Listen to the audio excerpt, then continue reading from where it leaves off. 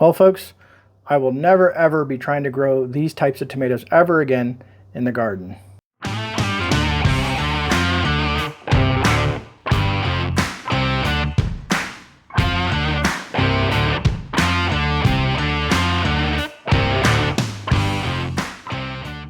Hey folks, this is Grey here. And so in this video, I'm going to go over a couple of things. Basically, what we did was we went ahead and cleaned up the garden itself, kind of cleaning out the old stuff from the winter garden, prepping the herb and pollinator garden to get that ready as we move into the summer months. We're going to go over the onions that's in the garden itself, as well as the carrots, and kind of give you an update on that. And I'm also going to tell you why I will never ever grow the candy, I think they're called the Candy Lane cherry tomatoes ever again. They weren't really much, they produced a lot of tomatoes. That was a plus, but the size of them were ridiculous. As you can see here, they're very, very, very small, and I wasn't very fond of that. And outside of just doing sun-dried tomatoes or something to that extent, that would be, I guess, something that you could use them for. The wife did not like the taste. It was like hit and miss. It was a very viney, straggly plant. Even though it was a heavy producer and I was excited, turned out to be not what we expected it to be. Also, in this video, we cleaned up our yellow pear tomato plant, and we had a massive production of yellow pear tomatoes. As you can see here, man, we had a ton of those, and it's still producing. So we decided to keep that moving forward. I think by the end of, we're in March, so April, so late April, worst case early May, I'll probably be harvesting the carrots as well as the onions and everything else left in the garden beds. And the pollinator and herb bed will probably be up and running by that point, which of course I'll do a video of that as well once we get that going, to kind of show you the plants that I'm using down here in Zone 9B, Florida.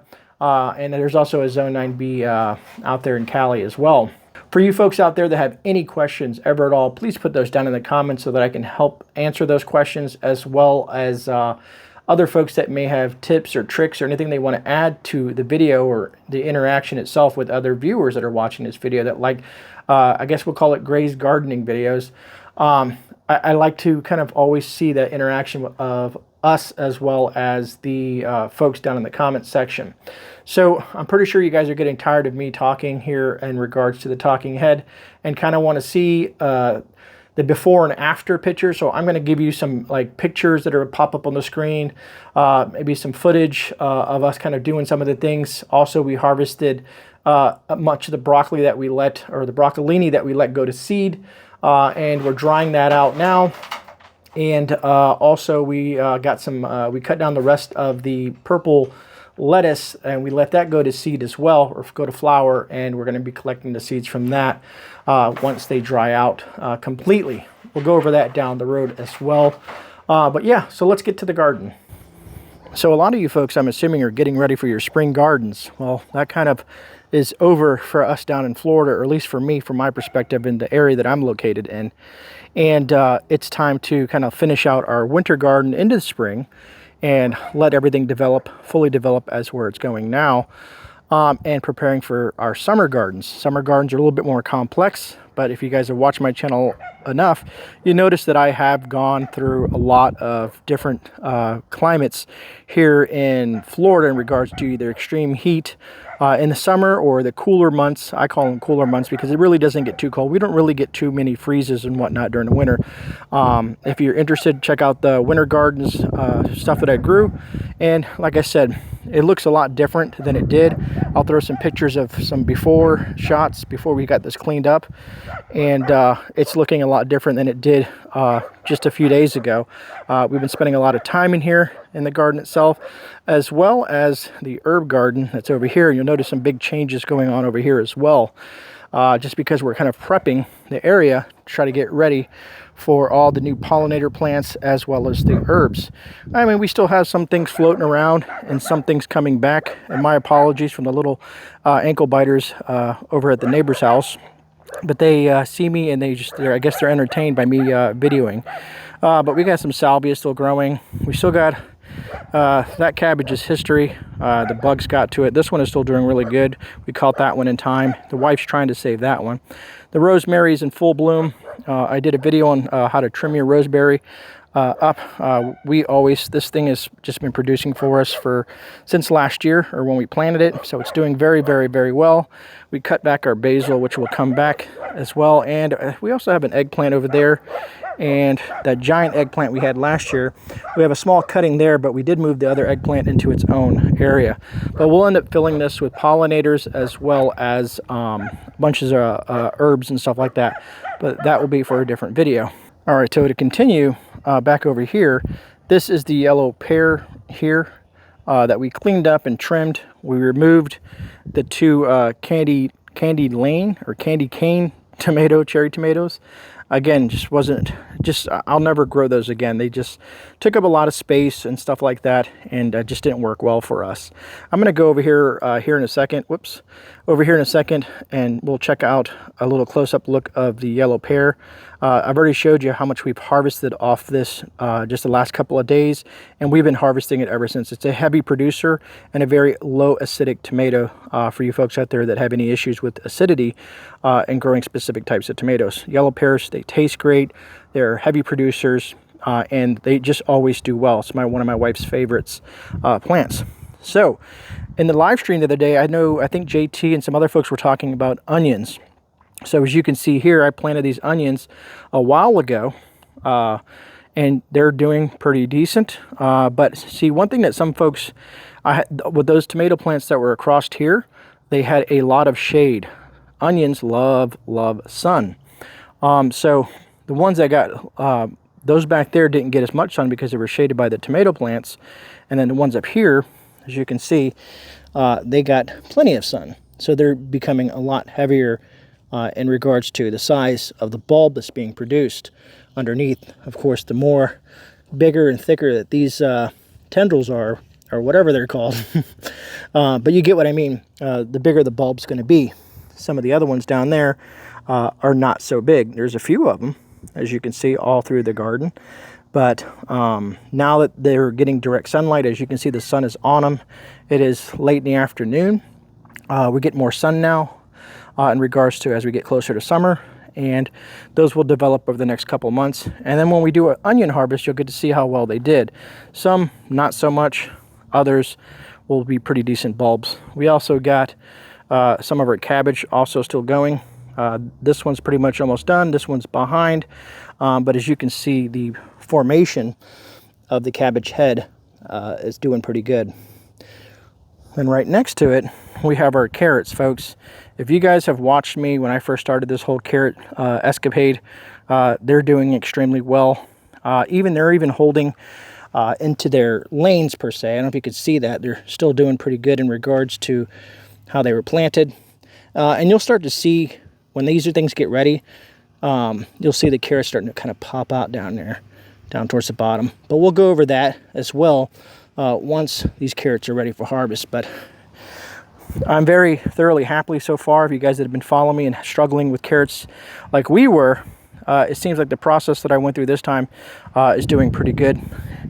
And then we have our lone Brussels sprout hanging out. This will develop. It's also kind of a late spring, early summer kind of plant that does well. Last summer we had a couple of these. They did really good in regards to our garden. And so not too technical in this video, just kind of wanted to show you the update and how we cleaned up everything into the video. But let's kind of go take a look at the other side of the planter itself, or the bed itself, and move over from there. And the reason I wanted to come over here is you guys saw, like I said, all the yellow pears that we've already harvested. I mean, and just look, it's still producing very well, and it'll probably keep on producing. Again, you can't really go wrong with the yellow pear tomato plant if you like the yellow pears. If you've ever tried them, they're really easy to grow and easy to maintain. You just got to keep them clean, kind of, trim it up every once in a while, make sure there's lots of air down there along the stem, so that you can kind of keep that airflow, keep it higher off the ground so the bugs don't mess with it. You can see that we even have some basil that's starting to sprout in here, some Thai basil. And there were some marigolds in here, but I don't see them. And again, like I said, you can see some of the onions back there. It's kind of shady in some spots. But we had the onions growing through the entire length of the garden, and we put those in early on because we knew eventually that we were going to do this cleanup and they'll get more sun. And we'll let the bulbs get bigger. And I see some more tomatoes down over there. But this plant is just really, really great compared to the other two tomato plants that we had. Again, we'll never be using those plants. You live and let learn, or learn and let live, however that term goes. But it just didn't work out well for us. So some of you folks may be asking, what am I going to be doing in this summer? Well, I got some surprises in store in regards to what we're going to be growing. Also, for you folks that like marigolds to use as a companion plant, if you grow your own, they will just spread. As you can see, we have like a little marigold area over here. We bought a couple of them last year, as you saw in previous videos, and we just kind of let them spread and take their seeds and move them around as needed, or they'll just kind of pop up when you least expect it. But as the warmer weather comes in, we'll start seeing more of those, and so on and so forth. We did, like I said, clear out a lot of stuff in there. And this plant is beautiful. I mean, the bees really love this salvia. In the early mornings, this thing will be covered in little honeybees, and that's why it's always important to kind of think ahead in regards to what you're doing in your garden, so that fact that you can always remember to put your, if you're going to do an herb garden, you might as well throw in some pollinators in there as well, just to kind of complement your other beds or other plants that you have in your garden. All right, that's a better angle there. Anyways, so as I was saying, for the summer, some of you folks had asked about sweet potatoes. You guys folks know that I really, really enjoy my sweet potatoes and whatnot. So we're going to be growing some sweet potatoes, but I'm going to be growing those in a grow bag. And if you've seen previous videos that I did of that, they did very, very well. I'm also thinking about building a specific bed for, it's like a raised bed but on stilts for my sweet potatoes this summer. If finances work out right, I have the idea in my head, and then I'm going to kind of put it together and share that with you guys as well. It's something that you might be able to do if you're handy with some, you know, some wood and nails and whatnot, but we'll see how it goes. Also, I'm thinking about, once we harvest everything in this garden bed, what I'll end up doing is probably putting a cattle panel in here and doing some either cowpeas, as well as some more of the heat-tolerant tomatoes and several other different types of things that will be growing in this bed over the summer. I figured with a, you know, kind of like a hoop over this, the cowpeas themselves will kind of shade the bed area, still let enough light in there for the heat-tolerant tomatoes, and I think it should complement each other, because cowpeas are like beans and they're nitrogen fixers, and tomatoes love nitrogen, so they kind of complement one another in that process. So we'll see how that goes for the summer garden bed, but for now, like I said, this is what we have left moving out of the winter months into the spring months, which spring is very short-lived here in Florida. So hopefully you guys will stick with me and get to check out some of the fun stuff that we're going to be doing on the channel in the garden. And of course, like I said, once we start doing some of the harvesting of the onions and stuff like that, I will bring you guys along that journey as well. All right, folks, well, I hope you enjoyed the video. If you got any value or just entertainment out of that with the Grey's gardening videos, hit that thumbs up button. I truly appreciate the support, as well as leaving any comments in regards to things that you might be growing in the spring, or if you're in my area and you're kind of growing in the summer. Look forward to reading those. And folks, remember, you are not alone. This is GreyMan. I'm out. I'll see you guys in the rebound. God bless each and every one of you. And again, thank you for taking the time to watch this video.